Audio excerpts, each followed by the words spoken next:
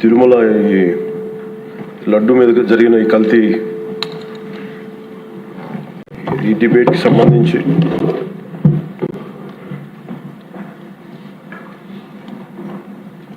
$68 లక్షల కిలోల నెయ్యి అని చెప్పే ఒక కల్తీ నెయ్యిని వాడారు. దీని మీద ఫస్ట్ ఇది ఎలా బయటకు వచ్చింది? గవర్నమెంట్ ఫామ్ అయిన కొత్తలో గౌరవ ముఖ్యమంత్రి గారు ఎన్డీఏ మీటింగ్ మమ్మల్ని అందరినీ పిలిచి కండక్ట్ చేసినప్పుడు ఆ రోజు ఒక నేషనల్ డైరీ డెవలప్మెంట్ బోర్డు చేసిన రిపోర్ట్ని చదివారు. వీళ్ళు గత పాలనలో ఇది కూడా జరిగింది అనేది టీటీడీ బోర్డు వారి పాలక మండలి చేసిన ఇది కూడా జరిగింది అనేది తెలియజేశారు. అంతే, అక్కడితో అయిపోయింది అధ్యక్ష. దాన్ని అంతకు మించి ముందుకు తీసుకెళ్ళాలి లేదంటే నేను అది విని నాకేమనిపించిందంటే ఇలాంటివి కూడా జరిగినాయా? ఎందుకంటే ఆల్రెడీ గతంలో తిరుపతికి తిరుమలకి పైకి అంత వెళ్ళినప్పుడు కొంత స్థానికంగా కొంత ఉన్న చెప్పింది తిరుమలలో చెప్పింది ఇవన్నీ కోరిలేట్ చేసుకొని కొంత ఆ ప్రసాదం కూడా క్వాలిటీ లేదని ఎలా చేశారు ఏంటో అనుకున్నాం. కానీ ఒక గబుక్కుని ఒకళ్ళు బ్లేమ్ చేయడం అనేది చాలా ఆలోచించి మాట్లాడతాం. ముఖ్యంగా పబ్లిక్ లైఫ్లో ఉన్నాం కానీ బాధ్యతగా ఉన్నాయి మా పొజిషన్లో. అలాంటిది అసలు ఈ నెయ్యిలో కల్తీ జరగలేదు ఇవన్నీ వాళ్ళు మాట్లాడుతుంటే దాని మీద చాలా కంప్లీట్ వివరణ ఇవ్వాల్సిన అవసరం ఉంది అనిపించింది అధ్యక్ష. ముఖ్యంగా గత ప్రభుత్వ పాలనలో ఉన్నప్పుడు ఎక్కడా కూడా దేవాలయాల మీద దాడులు జరిగినా ఇంకోటి జరిగినా ఎక్కడా కూడా మేము దోషుల్ని పట్టుకోండి అని చెప్తా వచ్చాం తప్ప ఎక్కడా కూడా మీరు చేయించారని కానీ మీరు ఉన్నారని కానీ ఎక్కడ ఎందుకంటే తక్కువ అలా కూర్చోబెట్టి ఎలా పడితే అలా మాట్లాడటానికి బాధ్యత ఉంటాం కాబట్టి అలా మాట్లాడలేము. అలాగే ఇది కూడా గౌరవ ముఖ్యమంత్రి గారు రోజు ఎన్డీఏ సభలో చెప్పినప్పుడు మాకు కూడా ఏమనిపించిందంటే దీన్ని ఎలాగా అడ్రస్ చేయాలో నాకైతే ఇంటికి వెళ్ళాక నాకు అర్థం కాలేదు. ఇలాగ యానిమల్ ఫ్యాక్ట్ కూడా కలిసి ఇది ఎన్డీడీబీలో వచ్చింది అని నేషనల్ డైరీ డెవలప్మెంట్ బోర్డు దాంట్లో.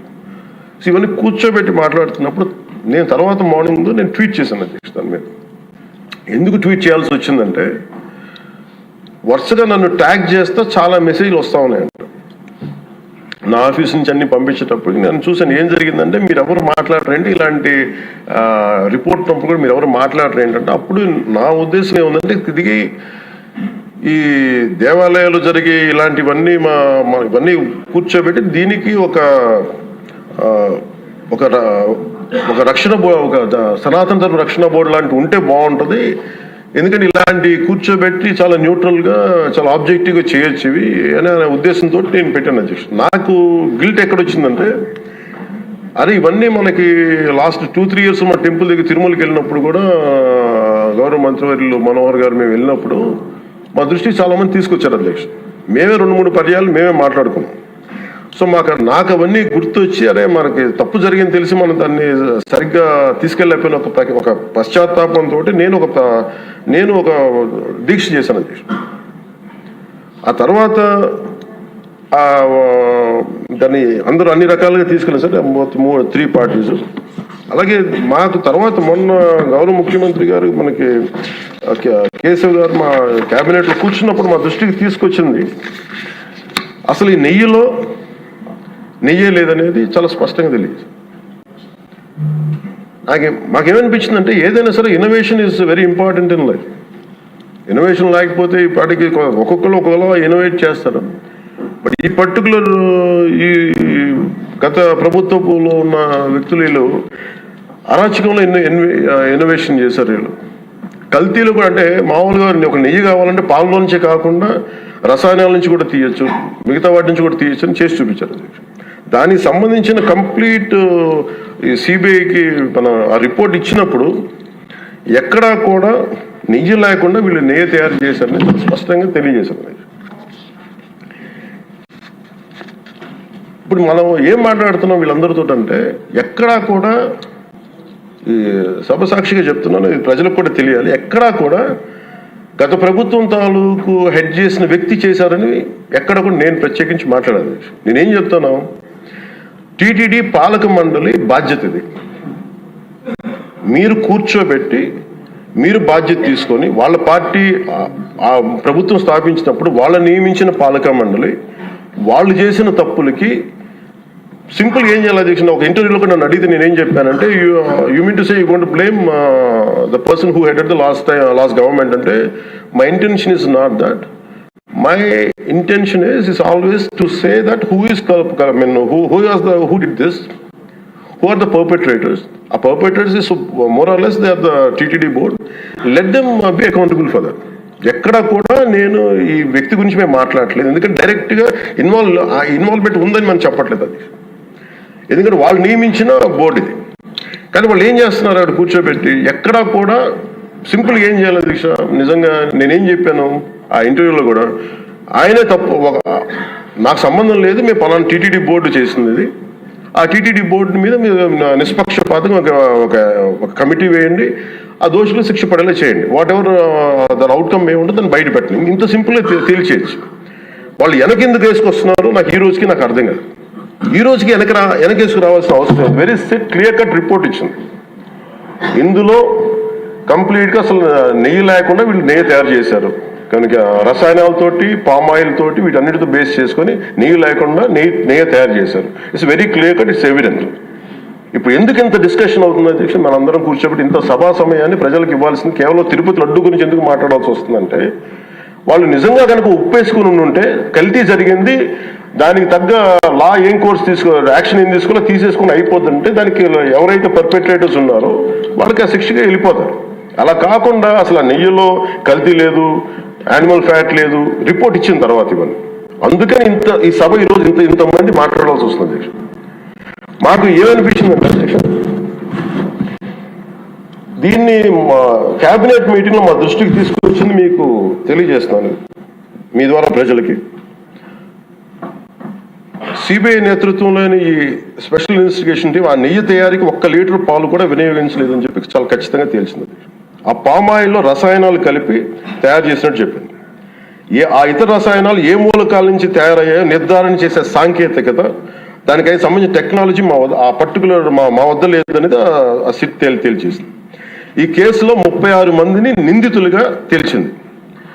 శ్రీవారి ప్రసాదాన్ని అపవిత్రం చేసేందుకు ఒక ప్రణాళిక, ఒక ప్లాన్ ప్రకారం కుట్ర జరిగిందన్నట్టు సిట్ తెలియజేసింది. అలాగే పోనీ దీనికి ముందు ఏం జరిగిందని చూస్తే, తమకి నచ్చిన సంస్థలకి నెయ్యి సరఫరా కాంట్రాక్టులు కట్టబెట్టేందుకు ఒక ప్రణాళిక ప్రకారం టెండర్ నిబంధనలు సవరించారు. నెయ్యి సరఫరాకి సంస్థకి ఉండాల్సిన కనీస వార్షిక టర్నోవర్ 250 కోట్ల నుంచి 150 కోట్లకు తగ్గించారు. రోజుకి 4 లక్షల లీటర్ల పాలు సేకరించాలన్న నిబంధనని తొలగించారు. డైరీ రంగంలో 3 ఏళ్ల అనుభవం ఉండాలన్న నియమాన్ని ఏడాది కుదించారు. రోజుకి 12 టన్నుల వెన్నెయ్య తేయాలన్న నిబంధనను కూడా 8 టన్నులుగా మార్చేశారు. అంటే ఒకరికి నెయ్యి కాంట్రాక్ట్ ఇవ్వాలంటే ఇన్ని నిబంధనల్ని తూట్లు పడిచారు. అది చేసిన తర్వాత మళ్ళీ సవరణ అనంతరం వీళ్ళు ఎంపిక చేసిన సంస్థలు 20-23 మధ్య నెయ్యి సరఫరా చేశాయి. నెయ్యి సరఫరా చేసిన సంస్థకు అందుకు కావాల్సిన కనీస అర్హతలు లేవని సిట్ ఛార్జ్ షీట్లో ఉన్నది. వీరు నెయ్యి సరఫరాకి ఎంచుకున్న ఆ సంస్థలు బోలేబాబా అని కానీ దానికి అనుబంధ సంస్థలు మాల్గంగా, వైష్ణవి డైరీలు 1 లీటర్ కూడా నెయ్యిని పాల నుంచి తయారు చేయాలని స్పష్టంగా చెప్పారు. ఇది 1924 మధ్య 11 కోట్ల మంది భక్తులను శ్రీవారిని దర్శించుకుంటే ఆ కాలంలో మొత్తం 48 కోట్ల లడ్డు ప్రసాదాలు విక్రయం జరిగింది. దాంట్లో సుమారు 20 కోట్ల లడ్డూలు నకిలీ నెయ్యితో తయారయ్యాయని చెప్పి టీటీడీ రికార్డ్స్ తెలియజేస్తాం. ఆ 11 కోట్ల మందికి రసాయనాలతో నిండిన మన లడ్డూలు పంపించారు. అలాగే ఇందులో 1,00,000 లడ్డూలు కూడా అయోధ్య రామ మందిర ప్రారంభోత్సవానికి పంపిణీ చేశారు.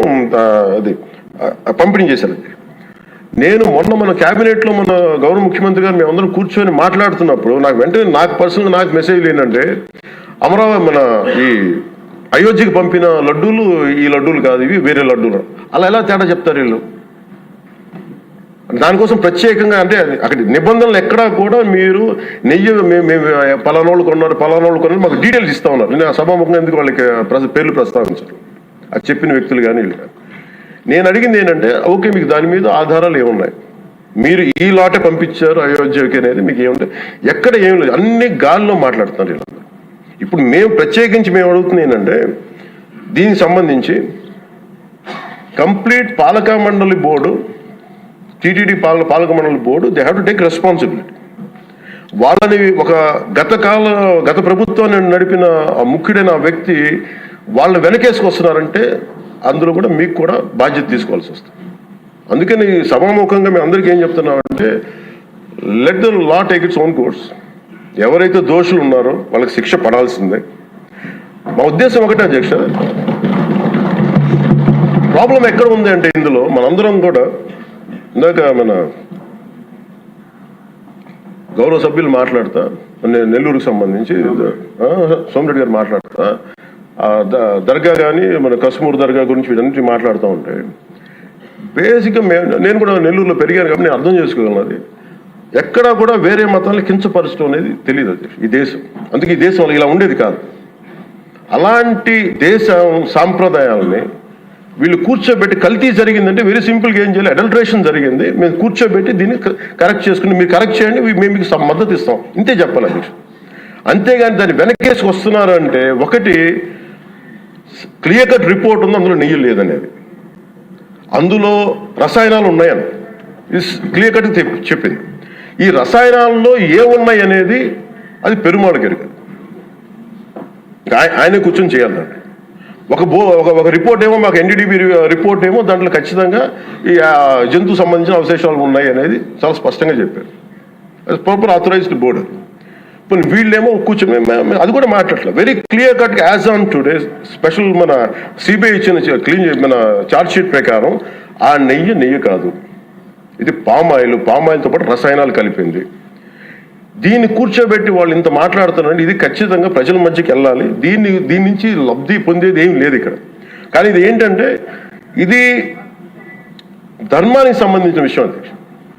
ఇదే ఇష్యూ కనుక, ఇదే సమస్య కనుక ఏ ఒక్క మతానికి జరుగుంటే హిందూ ధర్మానికి కాకుండా వెంకటేశ్వర స్వామి వారికి కాకుండా ఇంక ఎవరికి జరిగినా కానీ ఈ దేశం గగ్గులైపోయి ప్రపంచం అంతా గగ్గులు పెట్టేసేవాడు. సమస్య ఏముందంటే ఇది ప్రతి ఒక్క హిందూ కూడా ఆలోచించాల్సింది. ఎందుకంటే ప్రతి హిందూకి బై నేచర్ మా ఇంట్లో కానీ ఎవరు ఇందాక మన సోమిరెడ్డి గారు చెప్పినట్టుగా మీరు దర్గాకి ఏదంతా చూస్తే మేము దర్గాలు కదా చిన్నప్పుడు మేము స్కూల్లో ఉన్నప్పుడు రొట్టెలు పండుగ ఉండే దర్గా మెట్లు వెళ్ళి మేము కూర్చోబెట్టి అక్కడ ఇర్రెస్పెక్ట్ హిందూస్ ఇది ముస్లిం ఫెయిత్ అనుకోకుండా వెళ్ళి కూర్చోబెట్టి అందరూ గౌరవించి దాన్ని ఈ రోజుకి వెళ్తారు హిందువులందరూ. సో ఈ దేశ మూల సంస్కృతి మన ఇస్లాంని గౌరవించేది, క్రిస్టియానిటీని గౌరవించేది, సకల మతాల్ని గౌరవించేది. అలాంటిది హిందూ ధర్మానికి సంబంధించిన 7 కొండల వాడు కలియుగ వెంకటేశ్వరుడు దైవం అనడానికి చాలా క్లియర్ కట్గా ఉంది అది. ఎందుకంటే కలియుగంలో జరిగింది ఆయనే దీనికి ఆధార పురుషుడు, ఆయన మూల పురుషుడు. అలాంటి ఆయనకి పెట్టే ప్రసాదానికి ఇంత అపవిత్రం చేసిన తర్వాత వీళ్ళు ఏమి కూర్చొని దాన్ని మా తప్పు లేకుండా లేదన్నట్టుగా మాట్లాడుతుంటే వీళ్ళకి నాకు ఏం మాట్లాడాలో తెలియదు. దీనికి ఒక్కటి కూడా ప్రజలకు తెలియజేయాల్సింది ఏంటంటే అదేశ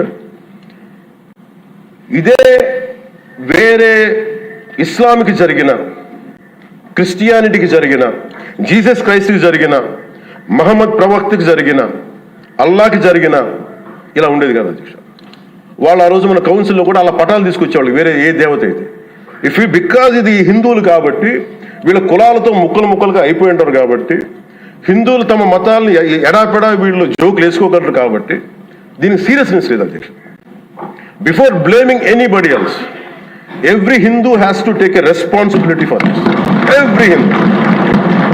ఎందుకంటే మన ఇస్లాంని మనం ఎందుకంత కూర్చోబెట్టేంత వాళ్ళు గౌరవించే విధానం చూస్తే నిజంగా మనం హిందూ ధర్మాన్ని పాటిస్తే మనం గౌరవించుకోలేమో అనిపిస్తుంది మనకి. అది మిగతా మతాలను చూసి నేర్చుకోవాలి అధ్యక్ష. వీళ్ళకి ఏముంది, వీళ్ళు ఇంత మాట్లాడుతున్నారు తిరుపతి లడ్డు మీద. నిజంగా వీళ్ళు కనుక మాట్లాడితే అదే వేరే మతం గురించి ఎందుకు మాట్లాడరంటే ఓట్లు పోతాయి అధ్యక్ష. హిందువుల ఓట్లు చాలా ఈజీగా ముక్కలు కులాలను చేసి పెట్టేసి పోతాయి. ఆ వెంకటేశ్వరం కాబట్టి శివుడు ఉంటాడు, శివుడు కాబట్టి అమ్మవారు ఉంటాడు. ఈజీ వాళ్ళకి. ఈ నైజం జనాల్లో మారినంత కాలం ఇలాంటివి జరుగుతూనే ఉంటుంది అధ్యక్ష. వీళ్ళు ఇలాగే మాట్లాడుతూనే ఉంటారు. ఇది లోపల నుంచి మనందరం కదలాలి.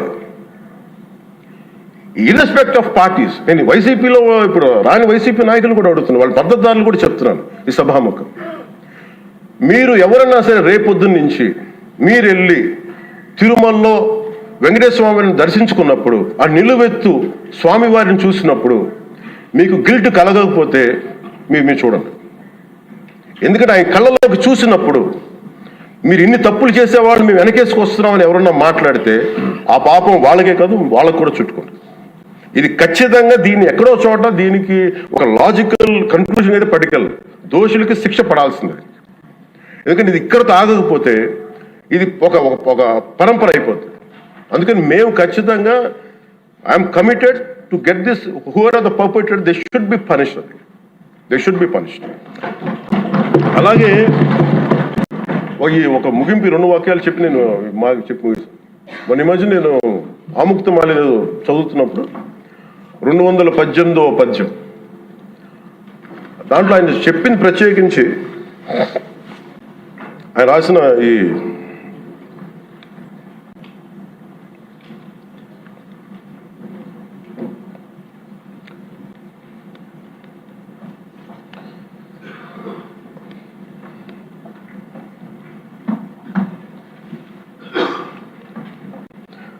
అంటే దేవాలయాల మీద డబ్బుల్ని ఎలా అంటే రాజుకి కర్తవ్యాన్ని ఉపదేశించే పద్యం. ఆయితికానికి ఇవ్వకు మమరాలయ ముఖ్యము అతడు అర్థతృష్ణాయుతుడై నిజోర్వియగు నష్టికి ఆ ధనమును తరల్చి రాజు ఆయతనమునకు చేర్చు మరి అట్టిది ఆపత్యము కాన ఒంటిగాడే అధికారి కావలయ ఇంచుకు తిన్నను వాడే రూపురం. మనకు తెలిసిన మహా గొప్ప పరిపాలకులు కృష్ణదేవరాయలు రాసిన అముక్తమాల్యదలోనిది పద్యం. దేవుడి సేవలో ఎలాంటి వారిని నియమించాలో రాజుకు కర్తవ్యాన్ని ఉపదేశించే పద్యం. రాజు కోసం వసూలు చేసేవాడికి దేవాలయంపై అధికారం ఇవ్వద్దు. అలాంటి వాడు డబ్బు మీద ఆశతో రాజ్యానికి వసూళ్లలో నష్టం వచ్చినప్పుడల్లా దేవుడది ధనాన్ని తరలించి రాజు ఖజానాకు చేర్చేస్తూ ఉంటాడు. అలాంటిది తప్పుడు పని కాబట్టి ఎలాంటి మమకారాలు లేని ఒంటరి వాడే ఆలయానికి అధికారిగా ఉండాలి. ఒకవేళ వాడు దేవుడి సొత్తు తిన్నప్పటికీ ఆ పాపానికి వాడే నాశనం అవుతాడు. కానీ ఆ డబ్బు తెచ్చి రాజుకి చేర్చడం వల్ల ఆ రాజ్యమే నాశనం అవుతుంది అని చెప్తుంది అధ్యక్ష పద్యం. గత ప్రభుత్వ పరిపాలన కాలంలో జరిగిందంతా అచ్చంగా ఇలాగే జరిగింది. అంటే ఇది మనందరికీ కూడా చాలా లోతుగా ఆలోచించాలి. ఇది భగవంతుడికి సంబంధించినది. అంతమంది వెళ్ళి వాళ్ళ కర్మని అక్కడ వేస్తారు అధ్యక్ష డబ్బులుగా. ఆ కర్మని ఆ పుణ్యస్థలమే కాపాడాలి. భక్తులు తాలూకు నిత్య 7 కొండల వాడి నామస్మరణే కాపాడు తప్ప ప్రజలు చేసిన కర్మ ఎవరైతే భగవంతుడి సొమ్ముతో ఆడుకుంటారో భగవంతుడి డబ్బును దోచేస్తారో తరాలు కూడా లేచిపోతాయి. చాలా జాగ్రత్తగా ఉండాలి. ఇది ఎంత ఇది చాలా పుణ్యకార్యాలకు ఇవ్వాల్సింది. అందుకని వీళ్ళందరికీ కూడా ఇప్పటికైనా దీనికి కల్తీ జరిగింది వాళ్ళు ఒప్పుకుంటామని చెప్పి వాళ్ళు నిజానికి ఇంకా ఇబ్బంది లేకుండా ఇంకా మళ్ళీ దీని గురించి మీరు ఢిల్లీకి వెళ్ళి కోర్టులు వేసే కొద్దీ మీ పాపం పెరుగుద్దే తప్ప మీ నాశనం కొంచెం ఫాస్ట్ అవుద్ది తప్ప ఇదైతే తగ్గదు. అందుకని దయచేసి అందరం ఈ ఒక్కటి అధ్యక్ష మరో మాట చెప్పి మీరు ఎక్కడో చోట ఈ దేశం హిందూ దేవతల మీద హిందూ ధర్మం మీద దాడి జరుగుతున్నప్పుడు irrespective of political parties irrespective of what you are where you are which language you speak ఏ భాష మీరు మాట్లాడతారు మీరు ఏ కులస్తులో తెలియదు కానీ హిందూ ధర్మాన్ని మటుకు దాడి జరుగుతున్నప్పుడల్లా ముక్త కంఠంతో ఏకాభిప్రాయంతో ఖండించకపోతే మటుకు ఇలాంటి పరంపర కొనసాగుతూనే ఉంటుందని తెలియజేసుకుంటూ సెలవు తీసుకుంటాం.